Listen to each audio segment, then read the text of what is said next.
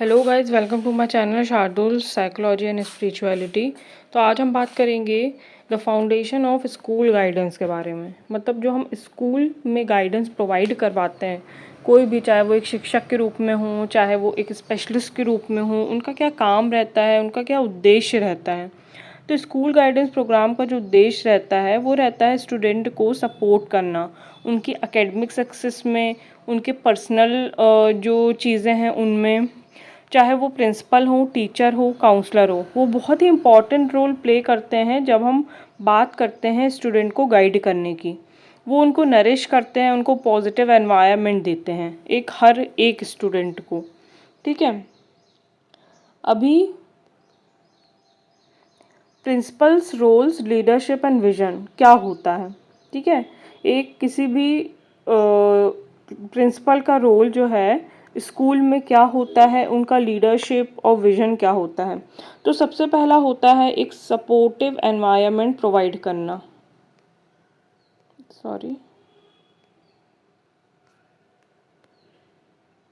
सबसे पहला विजन होता है एक सपोर्टिव एनवायरनमेंट प्रोवाइड करना, यानी स्टूडेंट के लिए एक ऐसा एनवायरनमेंट देना जिसमें उनको सहयोग प्रदान कर सकें।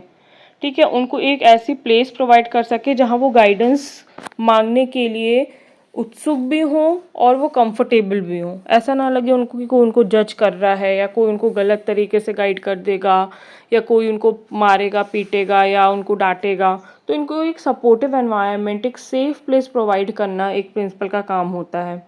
रिसोर्स मैनेजमेंट करना भी जो है प्रिंसिपल का रोल होता है। उसमें बजट अलोकेट करना, स्टाफ अलोकेट करना, फैसिलिटीज़ देना, सर्विसेज प्रोवाइड करवाना, क्योंकि हर स्कूल का एक बजट होता है। ठीक है। अगर मान लो एक काउंसलर है और अगर काउंसलर रखने का बजट सिर्फ 10,000 है और अगर कोई काउंसलर उन्हें मिल रहा है और वो 50,000 मांग रहा है, तो वो उन्हें हायर नहीं कर सकते क्योंकि उनका उतना बजट नहीं है। उस बजट के अंदर ही उनको स्टाफ भी रखना पड़ता है और सारी फैसिलिटीज़ प्रोवाइड करनी पड़ती है। फिर होता है programme alignment, ensure guidance goals match overall school objective. एक अच्छे स्कूल का क्या मतलब होता है कि वहाँ के स्टूडेंट्स की ग्रोथ अच्छी हो, वहाँ के स्टूडेंट्स ग्रेड अच्छे पाएँ, वहाँ के स्टूडेंट की फिजिकल ग्रोथ, मेंटल ग्रोथ अच्छी हो, तभी वो एक अच्छा स्कूल कहलाएगा। आप अपने बच्चे को किसी भी स्कूल में कब डालोगे? जब वहाँ खेल कूद होते होंगे, वहाँ पढ़ाई अच्छी होती होगी, वहाँ कुछ स्पेशल एक्टिविटीज़ होती होगी, जैसे कुछ क्रिएटिव, आजकल स्कूलों में एक फॉरेन लैंग्वेज भी सिखाते हैं, रोबोटिक पढ़ाते हैं। तो ये सारी चीज़ें क्या करती हैं, अट्रैक्ट करती हैं पेरेंट्स को और जो अपने बच्चों को स्कूल में डालना चाहते हैं। तो इस तरीके से सारे प्रोग्राम को अलाइनमेंट करना ही प्रिंसिपल का काम होता है।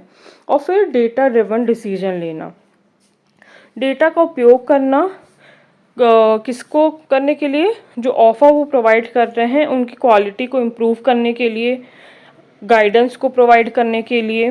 क्योंकि अगर मान लो उनके पास में एक डेटा है कि इस साल स्टूडेंट्स ने, मान लो 50 स्टूडेंट हैं टोटल या 100 स्टूडेंट हैं किसी भी 10वीं या 12वीं की क्लास में, और अगर वो देख रही हैं कि उसमें से केवल 50 स्टूडेंट यानी 50% स्टूडेंट ने ही अच्छे ग्रेड पाए हैं और बाकी स्टूडेंट जो हैं बिलो डी ग्रेड है, मतलब वो फेल हो गए, तो उनके पास में डेटा है।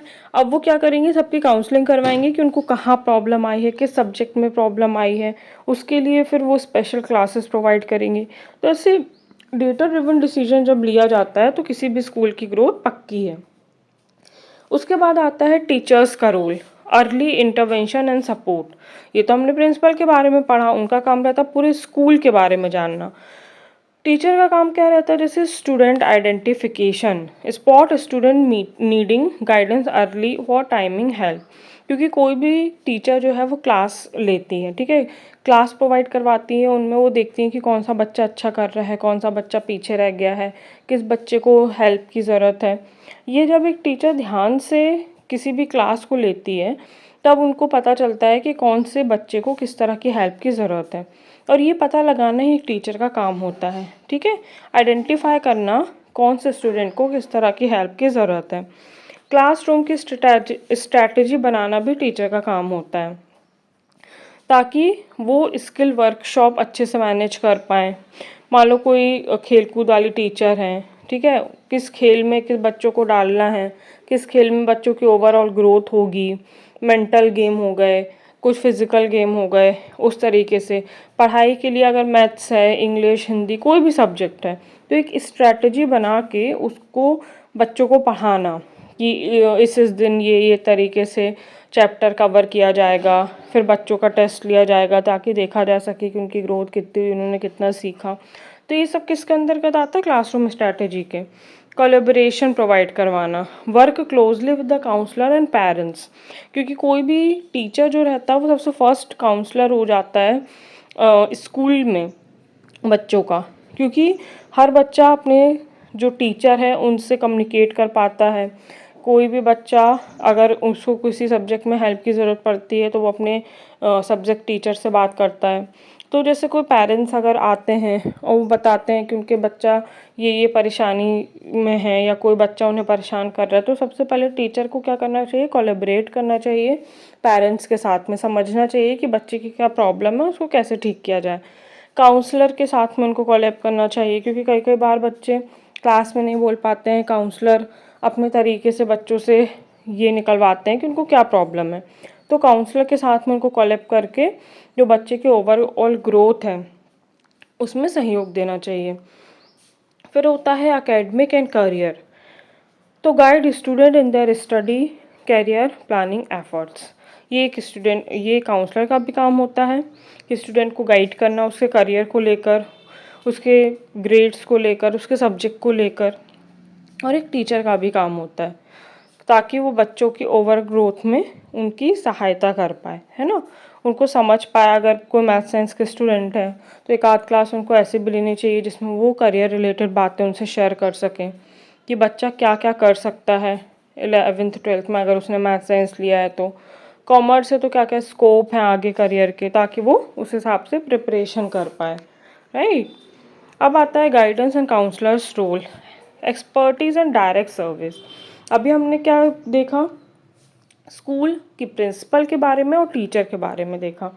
अभी जो गाइडेंस होता है, काउंसलर होता है, उनका क्या रोल रहता है? वो क्या रहते हैं? एक्सपर्ट रहते हैं। उनका काम होता है काउंसलिंग प्रोवाइड करना, चाहे वो इंडिविजुअल को हो चाहे ग्रुप सेशन लेके। उनका काम होता है हर एक बच्चे को काउंसलिंग प्रोवाइड करना, उनकी समस्या को जानना और समस्या का समाधान करना। करियर रिलेटेड और college planning related guidance provide करना, यानी कि जैसे अभी हमने बात की, जो बच्चे 11th 12th में होते हैं स्पेशली, या 10th में होते हैं, 10th में भी करियर काउंसलिंग इसलिए की जा सकती है क्योंकि डिफरेंट सब्जेक्ट लेने पर ही डिफरेंट करियर ऑप्शन चूज़ होते हैं। जैसे किसी को इंजीनियरिंग करना है तो उसको मैथ साइंस लेना पड़ेगा, इसलिए 10th में किसी बच्चे को गाइड करना कि वो कौन सा सब्जेक्ट ले ताकि वो आगे जाके पर्टिकुलर करियर को चूज़ कर पाए, उसका इंटरेस्ट किस चीज़ में है। इसी तरीके से 11th 12th के बच्चों को गाइड करना कि किस कॉलेज में उनको एडमिशन लेना चाहिए, किस तरह के एग्ज़ाम्स की तैयारी करना चाहिए, ये सब बताना किसका काम होता है? गाइड का और काउंसलर का काम होता है। इंटरवेंशन उनको सपोर्ट करना क्राइसिस में, अगर वो किसी चिंता में फंसे हैं, अगर वो किसी कन्फ्यूजन में है, वो डिसीजन नहीं ले पा रहे हैं, इस स्थिति में काउंसलर का काम होता है कि वो एक बच्चे की मदद करे और उनको उस स्ट्रॉन्ग डिसीजन मेकिंग में उनकी हेल्प करें। असेसमेंट एंड रेफरल भी कराना किसका काम होता है? गाइड और काउंसलर का। एडमिनिस्ट्रेशन, इंटरप्रिटेशन, स्टूडेंट असेसमेंट, केवल ओरली हम, या अगर आप एक गाइड हैं, काउंसलर है, तो आप ओरली केवल बच्चों का असेसमेंट नहीं कर सकते। आपको पूरा एक एप्टीट्यूड टेस्ट हो गया, एक पर्सनैलिटी टेस्ट हो गया, ये सब आपको असेसमेंट बच्चों को देना होता है। उसके बेसिस पर आप पता लगाते हो कि सामने वाले का इंटरेस्ट किस में है ना, या किस चीज़ में वो जाना चाहता है, या उसकी पर्सनैलिटी को कौन सा करियर सूट करेगा। स्टूडेंट के साथ में कनेक्ट करके ही आप ये पता लगा सकते हो कि सामने वाले स्टूडेंट को किस तरह के करियर में इंटरेस्ट है या उसके लिए कौन सा टाइप का करियर सही है। फिर है core guide service, information of and self discovery. Core guidance में क्या होता है? जैसे इंफॉर्मेशन सर्विस हो गया, रिसोर्सेज ऑफ़र करना एकेडमिक, करियर या कॉलेज ऑप्शन में, जैसे कॉलेज फेयर लगवाना, करियर डेज पे गेस्ट स्पीकर सेशन बुलवाना, ये सब भी किसका काम होता है? गाइड का और काउंसलर का काम होता है। आपने देखा होगा कई कॉलेजेस में जॉब फेयर लगते हैं, है ना, बुक्स फेयर लगते हैं, तो इसी तरीके से कॉलेज फेयर में करियर रिलेटेड चीज़ों के बारे में जानकारी दी जाती है। किसी स्पेशलिस्ट को बुलाना एज अ गेस्ट स्पीकर, तो उससे क्या होता है, बच्चों को एक रियल वर्ल्ड की जानकारी मिलती है। ठीक है, जैसे किसी साइंटिस्ट को बुलाना, वो जब अपने जीवन के एक्सपीरियंसेस शेयर करते हैं तो उससे जो बच्चा साइंटिस्ट बनना चाहता है उनको हेल्प मिलती है, जो बच्चे नहीं बनना चाहते उनको एक मोटिवेशन मिलता है। सेल्फ इन्वेंट्री सर्विस प्रोवाइड करवाना, स्टूडेंट की हेल्प करना उनकी स्ट्रेंथ, इंटरेस्ट और वैल्यू को एक्सेस करने में।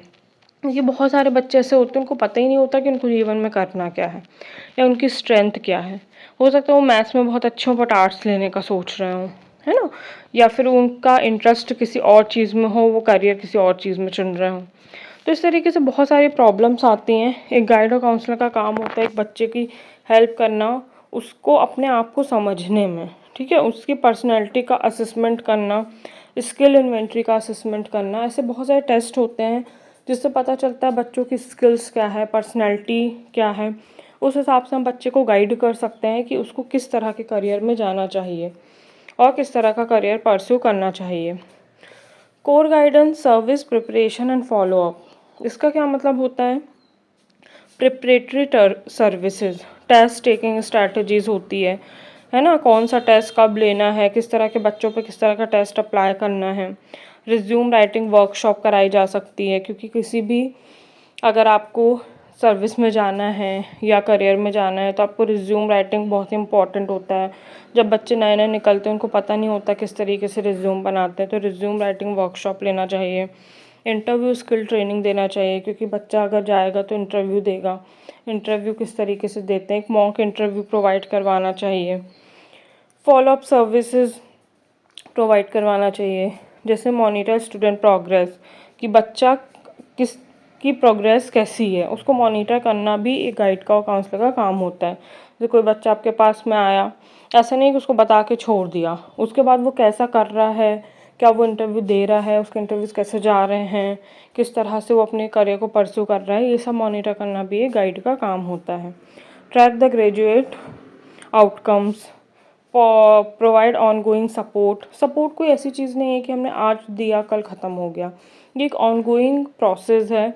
ये आप 10वीं से लेके कॉलेज, कॉलेज के बाद जो पर्सनल लाइफ होती है, वो इंसान अगर आपसे जुड़ जाता है ना तो आप उसको कंटिन्यू प्रोवाइड सपोर्ट करते हो। वो खुद आपके पास में आएगा कि मुझे ये प्रॉब्लम है, अब मुझे ये प्रॉब्लम है, वो पिछली प्रॉब्लम सॉल्व हो गई, अब ये प्रॉब्लम है। तो आप कंटिन्यू क्या होता है, सपोर्ट प्रोवाइड करते हो। फिर आता है core guidance services, core guidance service और counselling research. Core guidance services में क्या आता है, काउंसलिंग सर्विस। काउंसलिंग सर्विस जैसे कि हमने ऑलरेडी पिछले वीडियोस में पढ़ा है कि क्या होती है, किसी को भी एक इमोशनल सोशल सपोर्ट प्रोवाइड करना, ठीक है, उनको एकेडमिक चैलेंज में सपोर्ट प्रोवाइड करना, उसको उन प्रॉब्लम से बाहर निकालना, सॉल्यूशंस प्रोवाइड करना, करियर रिलेटेड, पर्सनल, अगर उसके फ्रेंड्स नहीं बन पा रहे हैं, कोई दोस्त या कोई बच्चा उन्हें परेशान कर रहा है तो उसके साथ में कैसे डील कर सकते हैं, ये सारी चीज़ें समझना और इस सिचुएशन को सॉल्व करना, ये सब एक काउंसलर का काम होता है। कॉन्फ्लिक्ट रेजोल्यूशन हो गया, अगर किसी बच्चे का किसी से कॉन्फ्लिक्ट है, कोई टीचर से वो परेशान है या किसी आपस में बच्चों की नहीं बन रही है, तो उस सिचुएशन में क्या करना चाहिए, कैसे उसको रिजॉल्व करना चाहिए। ये स्ट्रेस मैनेजमेंट, अगर वो कोई बच्चे को कोई सब्जेक्ट नहीं समझ में आ रहा है, वो उसको लेकर बहुत परेशान है, परीक्षा में बहुत एंजाइटी और स्ट्रेस होता है, उसको कैसे मैनेज करें, ये सारी चीज़ें प्रोवाइड करना। कोई बच्चा ग्रीफ सपोर्ट यानी कि दुखी है अपने चाहे पर्सनल जीवन को लेकर, चाहे प्रोफेशनल या फिर अपने एकेडमिक जीवन को लेकर, तो उसको उस चीज़ों से बाहर निकालना और उसको एक पॉजिटिव एनवायरनमेंट प्रोवाइड करना, ये सारा काम किसका होता है, काउंसलर का होता है। इवन रिसर्च सर्विस भी काउंसलिंग के अंतर्गत आती है, किसी भी तरह के डेटा को एनालाइज करना और स्टूडेंट की उस डेटा के बेसिस पे मदद करना। जैसे अभी हमने बात की थी कि अगर कोई टीचर है और अगर वो समझ रही है कि प्रिंसिपल है 10th-12th के मार्क्स कम आए हैं तो क्यों आए हैं, या ये तो एक फॉर एग्ज़ाम्पल है, किसी भी स्टूडेंट का अगर आप देख रहे हो कि 6th से लेकर 10th तक में उसके मैथ्स में कम मार्क्स हैं या इंग्लिश में कम मार्क्स हैं, तो वो पर्टिकुलर सब्जेक्ट में कमज़ोरी, एक डेटा है। तो उसको आप इंग्लिश के एक्स्ट्रा क्लासेस प्रोवाइड कर सकते हो। तो डेटा के बेसिस पे डिसीजन लिए जाते हैं। Building a comprehensive guidance programme, और एक कॉम्प्रिहेंसिव गाइडेंस प्रोग्राम बिल्ड करना भी एक अच्छे काउंसलर का काम होता है। कोलैबोरेशन, ताकि सारे स्टेक होल्डर्स, मतलब कि प्रिंसिपल हो गए, पेरेंट्स हो गए, है ना, टीचर्स हो गए, सबको इन्वॉल्व करना, कोलैब करके एक स्टूडेंट्स की ग्रोथ के लिए एक प्लान बनाना। ये सारा काम किसका होता है? काउंसलर का, स्टूडेंट काउंसलर का होता है, गाइड का होता है। ठीक है।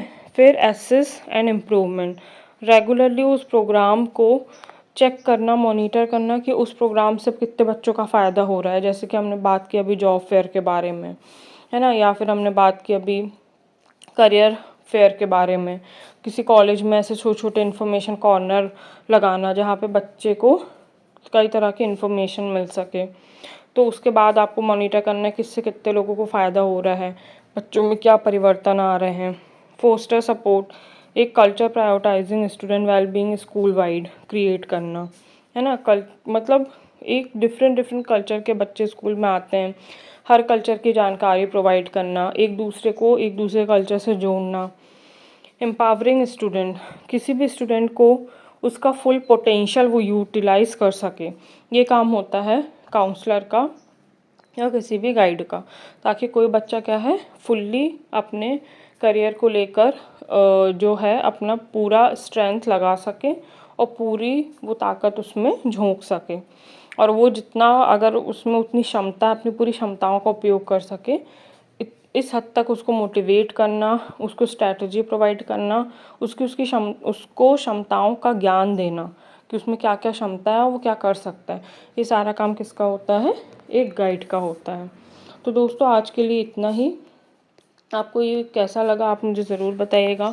आप कमेंट कर सकते हैं अगर आपको कोई पर्टिकुलर टॉपिक पे वीडियो चाहिए है तो, और बाकी मैं और वीडियोस डालती रहती हूँ। जुड़े रहिएगा, चैनल को सब्सक्राइब कर दीजिएगा। Thank you so much.